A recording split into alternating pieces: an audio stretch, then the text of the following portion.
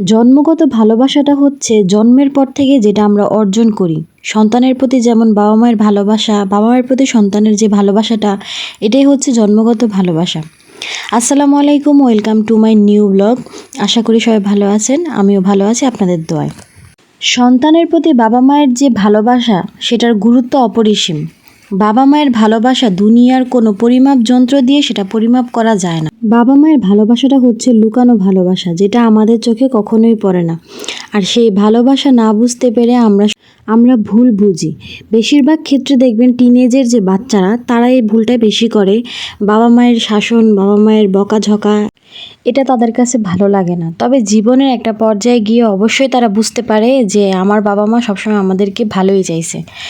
আসলে আমরা তাদেরকে বুঝতে পারি না, বোঝার চেষ্টাও করি না। একটা সময় আসে যে সন্তানের সাথে বাবা মায়ের দূরত্ব অনেকটা বেড়ে যায়।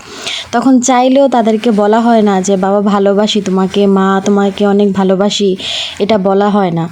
তো আজকে আমার ভিডিওটা যারা দেখতেছেন সবাইকে আমি বলবো, যারা এখনও মুখ ফুটে বলতে পারেন নাই, তারা অবশ্যই ভালোবাসাটা প্রকাশ করে ফেলেন।